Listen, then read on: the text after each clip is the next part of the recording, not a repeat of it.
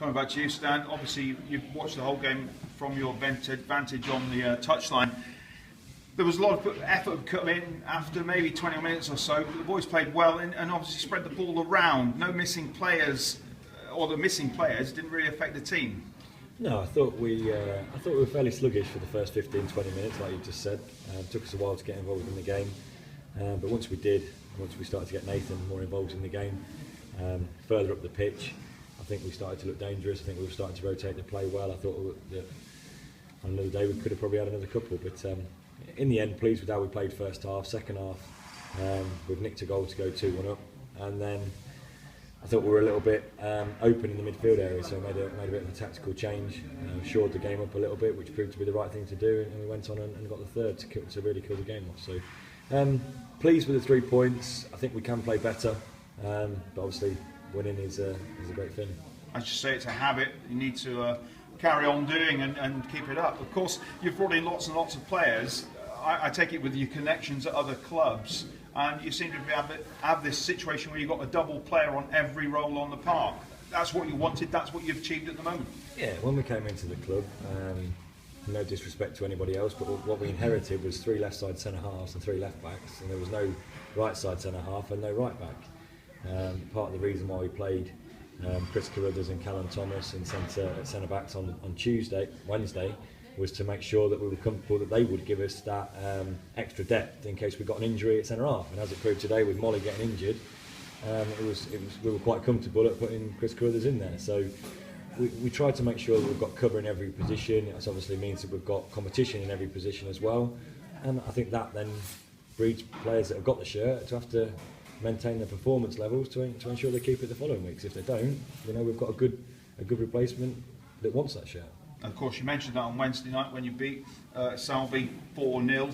You didn't play, of course, Tom. You were on the sideline. You watched the whole game, so you could see where your younger players can actually come in and take the roles over of the players that are on the park at the moment. Yeah, there was a lot of positives from Wednesday night. Brad Gascoigne in the holding midfield, I thought was absolutely excellent. Sam Ives, obviously the lads out of the first team, but then we had obviously like the young lads like Harry May, Zach Moon that came in and they showed us what they've got, and everyone's chomping at the bit really to be a part of the squad. It's playing well, it's looking well, it's a good team performance all round, isn't it?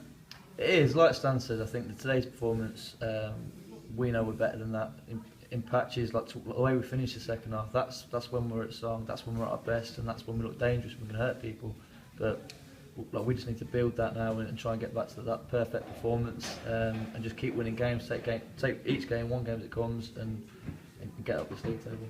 You did mention Stan Molly. He had to come off after 21 minutes. He was desperate to play.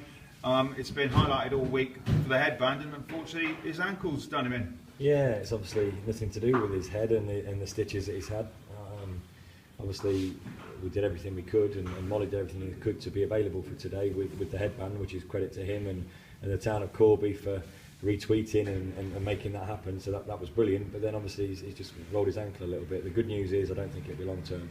The physio said that he thinks it might just be a 7-dayer, so he'll obviously miss Tuesday, and we'll start to reassess him as the week goes on, and he might miss next Saturday, but hopefully nothing more than that. We mentioned Tuesday. Any major changes you expect? When's Lee Hendry back? Not too sure when Lee's back. I think it might be tomorrow or Monday. I'm not too sure, to be honest. So on Tuesday, Tommy and I need to address it. We'll have a look at things tomorrow, see if we picked up any further injuries that have obviously occurred overnight in terms of swelling that might have happened, and we'll select a team that we think is good enough to beat St Neots. No matter who that is, it will be a chance to have a look at a couple of other players again and give some minutes to people. But whatever team we select, we think will be good enough to get through to the next round of the cup. Tom, you've played St Neots already once. Must be confident about Tuesday. Well, yeah, obviously off the back of that, but I don't think we can take them for granted.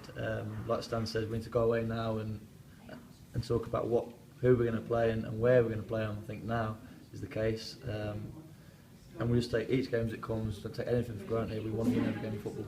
It's all about going back up the league, I guess. Now this is it. The march is on. It is, and that's the thing. We know what we need to do. Like, we've got games to play and obviously games to catch up.